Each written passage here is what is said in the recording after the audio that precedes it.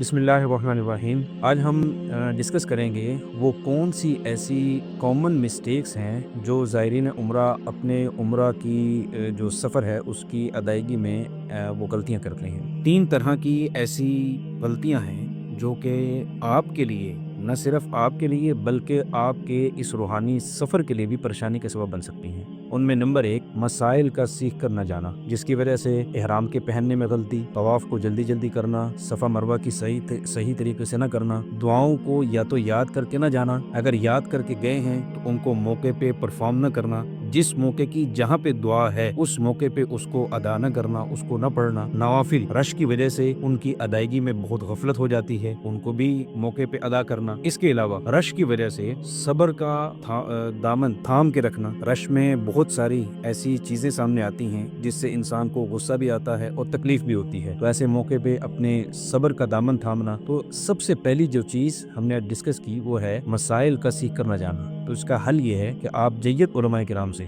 जिनके ऊपर आपका इत्मीनान बैठता है, उनसे उम्र के मसाइल सीख कर इस रूहानी सफर का आप आगाज करें। दूसरी जो कॉमन मिस्टेक है हमारे ज़ायरीन करते हैं वो है होटल यानी अकोमोडेशन का जो सिलेक्शन है उसमें जरा जल्दी से काम ले लेते हैं। सस्ती रिहाइशें आपको दूर होटल और जो लॉन्ग डिस्टेंस होटल हैं वो आपको बज़ाहिर सस्ते तो मिल जाते हैं, लेकिन उससे आपके जिस्म की सारी तवानाइयाँ हरमैन तक पहुँचने में लग जाती हैं। बाद में जब आप इबादत के लिए जाते हैं तो आपका जिस्म थका हुआ होता है। तो उसके लिए आपसे गुजारिश ये है कि आप अपने अकोमोडेशन की सिलेक्शन में कोशिश करें कि खूब अच्छी तरह करीब के होटल देखकर उनकी सिलेक्शन करें, ताकि आपकी जो जिस्मानी मशक्कत है वो कम से कम होटल के आने जाने में सर्फ हो, ज्यादा से ज्यादा आपकी जो जिस्मानी मशक्कत है वो हरमैन के अंदर इबादत के अंदर लग सके। और जो तीसरी चीज है वो है अपना डाइट प्लान। आपका मुल्क तब्दील होता है, आपकी आबो हवा तब्दील होती है। हरमैन में जाने के बाद हमारे तकरीबन 80% प्लस जो यहाँ से लोग जाते हैं वो पहली मरतबा हरमैन का सफर करने वाले होते हैं, तो वो जोश में इबादत में अपने आप को इतना लगा देते हैं कि प्रॉपर जो डाइट उनके जिस्म को चाहिए होती है वो डाइट नहीं ले पाते, जिसकी वजह से 2-4 दिन की इबादत के बाद वो बीमार हो जाते हैं और